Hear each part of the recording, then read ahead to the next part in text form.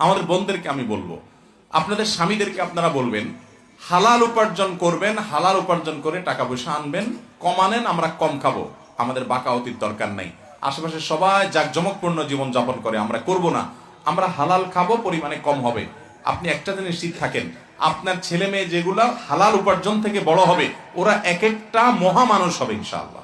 আজকাল বেশিরভাগ ঘরে পোলাপান মানুষ হয় না, এর অন্যতম বড় কারণ হলো উপার্জনের ভেজাল। এই ভেজাল জিনিস খেয়ে ভালো মানুষ তৈরি হয় না, এটা একটা বাস্তবতা।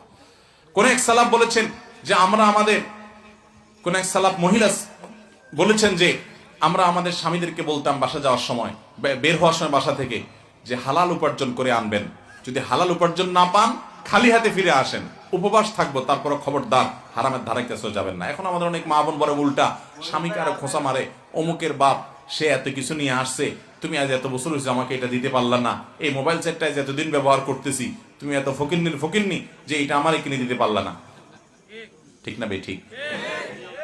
অনেক পুরুষ আছে মহিলাদের বউদের খোঁচাখুচির কারণে তারা খারাপ দিকে যায়। বউদের কথা কি বলবো আর, অনেক মা বাপ আছে ছেলে মেয়েকে বলে দেখোস না আশেপাশে অমুকের ছেলে কয়দিন আগে মাত্র বিদেশ গেল, এখন দেখছোস তাড়াতাড়ি করে জমি কিনে ফেলছে, বিল্ডিং করে ফেলছে, শহরে জায়গা রাখছে, সেখানে দোকান কিনছে, আরো ফ্ল্যাট কিনতেছে, বাড়ি করতেছে, লাখ লাখ টাকা কামাই করতেছে, কয়দিন পর পর আসে, তুই কি করস?